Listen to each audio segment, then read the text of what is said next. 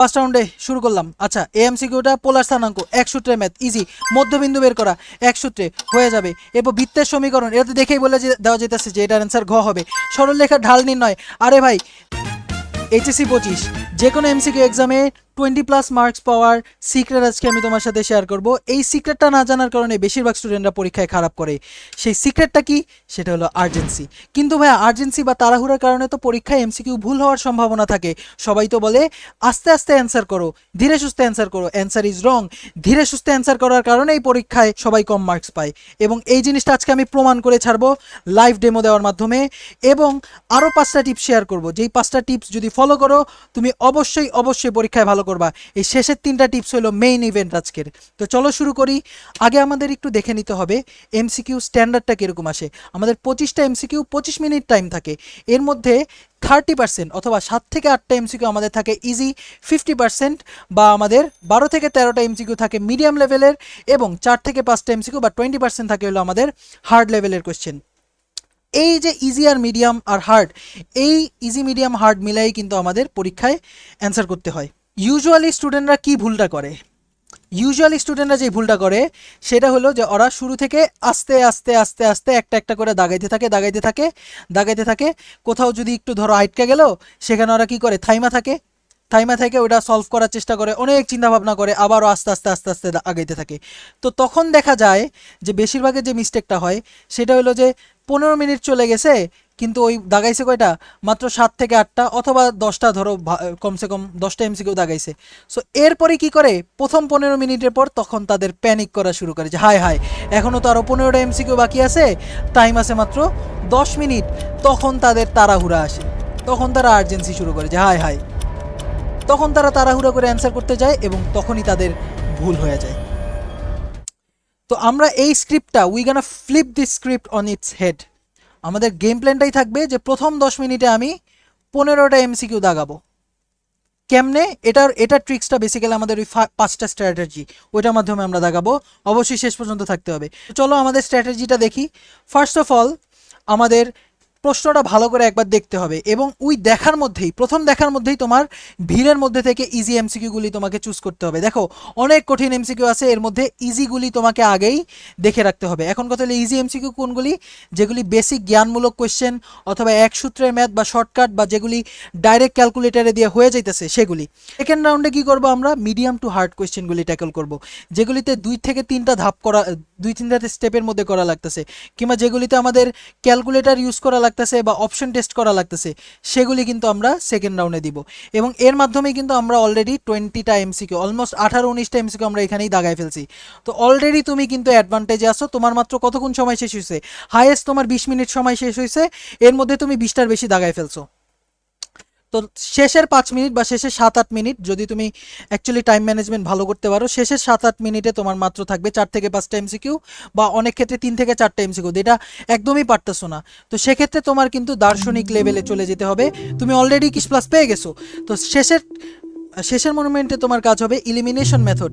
যে 4টা অপশন আছে, এর মধ্যে 2টা অপশন তুমি গ্যারান্টি যেন হবে না, 50-50 চান্স আছে। সেক্ষেত্রে এই কাজটা মানে 50-50 তুমি করতে পারো, মানে বিসমিল্লা বলে দাগাই দিতে পারো। এছাড়া তুমি কি করতে পারো, এই যে কপি ক্যাট, এই জিনিসটা আমি রেকমেন্ড করব না, বাট অনেক ক্ষেত্রে অনেকে করে ফেলে, ঠিক আছে? আমি পার্সোনালি দেখা দেখি করতাম না। আর লাস্টের অপশন, যারা কিছুই পারো না ভাই, যে কোনো একটা দাগায় দাও। এটা বিসমিল্লা মেথডই, যে কোনো একটা দাগায় দাও, কোনো সমস্যা নেই। চলো আমরা শুরু করি। তবে এর আগে আমি একটা জিনিস বলতে চাই, বেশিরভাগ স্টুডেন্টরা সাবস্ক্রাইব কিন্তু করো নাই ভাইয়া। অবশ্যই সাবস্ক্রাইব করে ফেলো, ঠিক আছে? 5K সাবস্ক্রাইবার অলমোস্ট আমাদের হয়ে গেছে। তো চলো শুরু করি, টাইমার অন করি, আসো। আমরা এই যে আমাদের ফার্স্ট রাউন্ডে শুরু করলাম। আচ্ছা, এমসিকিউটা পোলার স্থানাঙ্ক, এক সূত্রে ম্যাথ, ইজি, মধ্যবিন্দু বের করা, এক সূত্রে হয়ে যাবে। এরপর বৃত্তের সমীকরণ, এটা তো দেখেই বলে দেওয়া যেতেছে যে এটার অ্যান্সার ঘ হবে।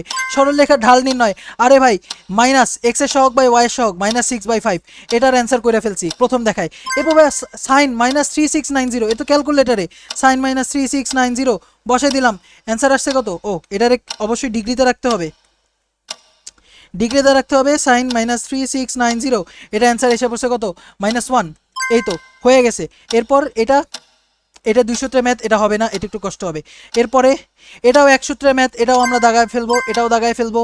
1 সূত্রের ম্যাথ, এটাও দাগায় ফেলবো, এটাও দাগায় ফেলবো। এরপর আমরা কোয়েশ্চেনটা আরেকটু ভালো করে দেখি। আম, আচ্ছা এটা কোন ধরনের ম্যাট্রিক্স? ও এটা হলো আমাদের ঊর্ধ্ব ত্রিভুজাকার ম্যাট্রিক্স। ইয়েস, এটাও দাগায় ফেললাম। এরপর 2,3তম রাশির ভুক্তিগত, এটাও পারবো।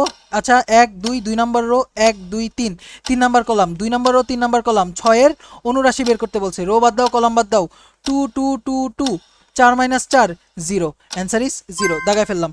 এরপর হ্যাঁ, তো প্রথম রাউন্ডে দেখো আমরা অনেকগুলি কিন্তু দাগায় ফেলছি বা আমরা চয়েস করে ফেলছি কোনটা দাগাবো। সো চলো শুরু করি, প্রথম রাউন্ড দিয়ে দেই। কোয়েশ্চেন একবার দেখলাম, এই যে কোয়েশ্চেন একবার দেখলাম, দেন ভিড়ের মধ্যে থেকে ইজি কোয়েশ্চেনগুলি খুঁজে বের করলাম, দেন এখন আমরা আমাদের ফার্স্ট রাউন্ডটা দেওয়ার চেষ্টা করতেছি। সো পোলার স্থানাঙ্ক বের করো। অবশ্যই আমাদের আর বের করা লাগবে, আর হলো x square plus y square. So 1 আর 3 2 হয়ে যাবে। আর এটা হলো আমাদের মাইনাস, দুইটাই নেগেটিভ। সো আমাদের তৃতীয় চতুর্ভাগে কত হয়? 180 degree plus tan inverse y by x, 180 degree tan inverse y by x, so √3। So 180 plus 60 degree 240 degree. So 2,240 degree হয়ে গেছে। বিসি এর মধ্যবিন্দু বের করো। সো বি হলো -3,0, সি হলো 5,0। সো অবশ্যই -3 প্লাস 5/2, 0 প্লাস 0/2। সো এখানে 1,0 মধ্যবিন্দু বের করে ফেলছি। এরপর বৃত্তের সমীকরণ, এটাও বের করে ফেলছি। এটা তো মানে রাউন্ড দেওয়ার আগেই বের করে ফেলছি। হ্যাঁ হয়ে গেছে, ফার্স্ট রাউন্ড আমাদের অলমোস্ট ডান। tan 4 থিটা, আচ্ছা tan 4 থিটার আমি কি লিখতে পারি? 2 × 2 থিটা।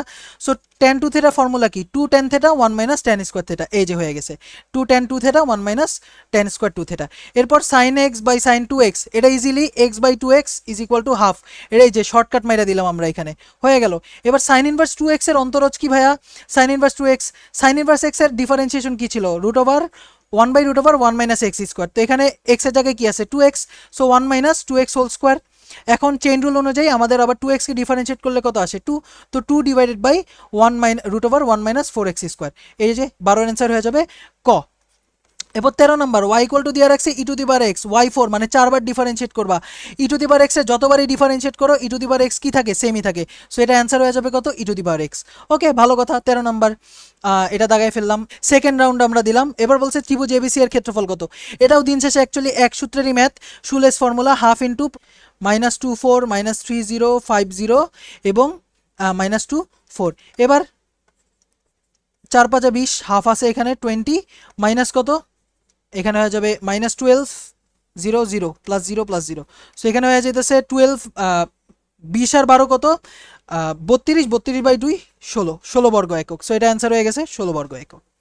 এরপর এই যে এই বৃত্তটার কেন্দ্র নির্ণয় করো। তো কেন্দ্র নির্ণয় করার জন্য আমাদের কি করা লাগবে? কেন্দ্র হলো x এর সহগ বাই -2, y এর সহগ ডিভাইডেড বাই -2, তাই তো? কিন্তু এটা কি আদর্শ ফর্মে আছে? আদর্শ ফর্মে নাই। তাহলে কি করা লাগবে?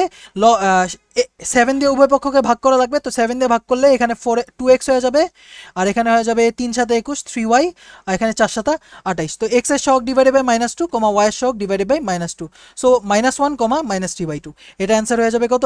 ক হয়ে যাবে। এরপর ত্রিভুজের বাহুগুলির দৈর্ঘ্য দেওয়া আছে, ত্রিভুজের পরিব্যাসার্ধ বের করতে বলছে। এটা সেকেন্ড রাউন্ডে আমরা পারবো না, এটা একটু কঠিন কোয়েশ্চেন বলতে পারো।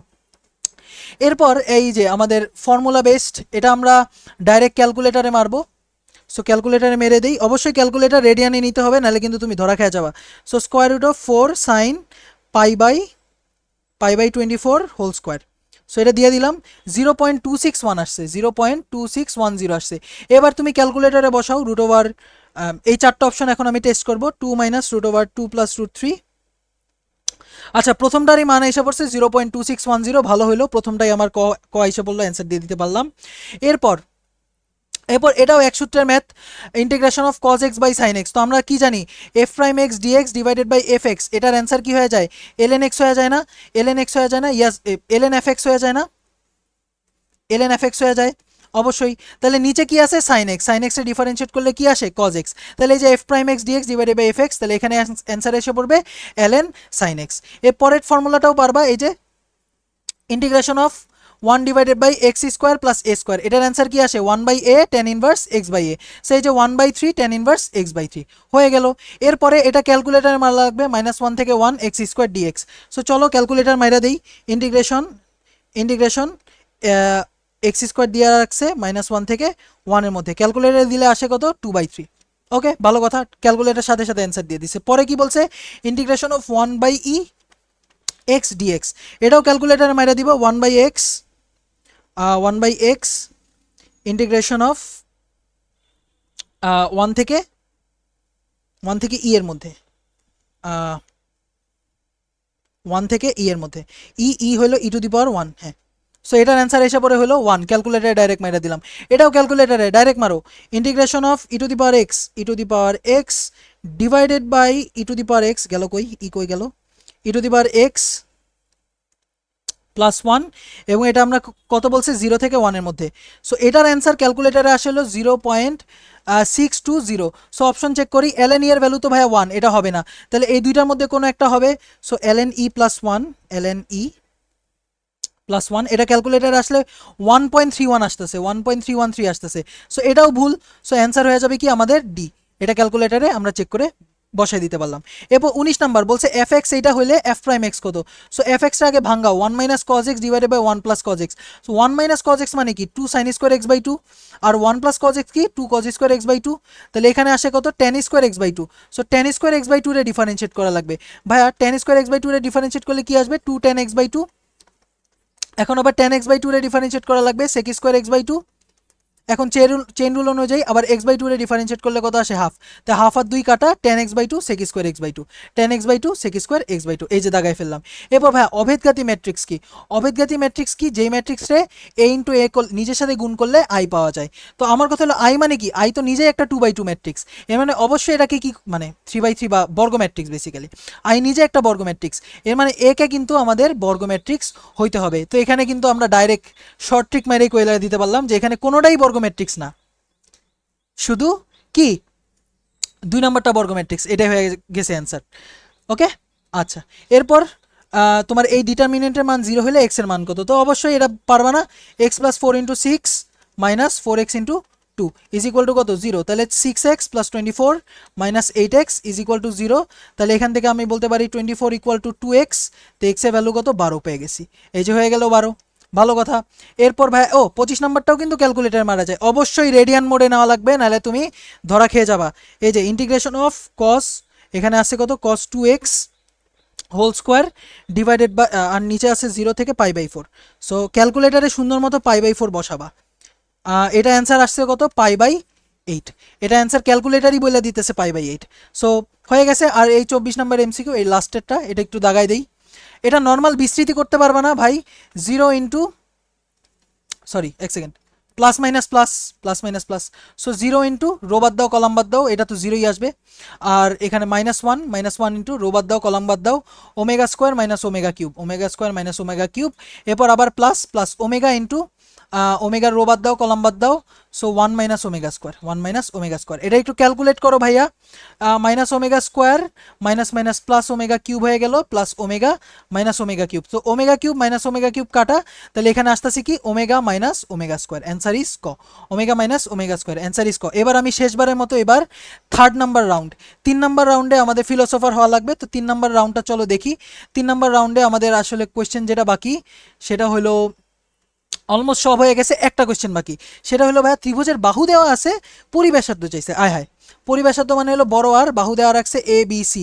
সো এ বি সির সাথে আর এর কি কোনো রিলেশন আছে কিনা আমরা জানি কিনা, আর ইকুয়ালটা আমরা কি জানি A B C by 4 delta, A B C by কত 4 ডেল্টা। এখন ভাই ডেল্টা, ডেল্টা মানে কি ক্ষেত্রফল, ক্ষেত্রফল কেমনে বের করব, ক্ষেত্রফল বের করা একটা টাফ হয়ে গেছে। আচ্ছা এইভাবেই চিন্তা করতে থাকো, চিন্তা করতে থাকো। আচ্ছা 6 8 10, 6 8 10 কি চেনা চেনা লাগে, এটা কি একটা সমকোণী ত্রিভুজ না, 3 4 5, 6 8 10, 5 12 13, এগুলি কি সমকোণী ত্রিভুজ না, অবশ্যই ভাই এটা তো সমকোণী ত্রিভুজ। তাহলে এই যে সমকোণী ত্রিভুজ 6 আর 8 90 ডিগ্রিতে থাকলে অতিভুজ থাকে কত 10, তাই তো, তাহলে হাফ ইন্টু ভূমি ইন্টু উচ্চতা, তো ক্ষেত্রফল হয়ে যেতেছে 6 8 48, 48 ডিভাইডেড বাই 2, 6 8 48 এর অর্ধেক কত 24, ক্ষেত্রফল হয়ে যেতেছে কত 24। তাহলে এবার ক্যালকুলেটার বসাই দেই, 6 ইন্টু 8 ইন্টু এই যে এখানে 6 8 ইন্টু 10 ডিভাইডেড বাই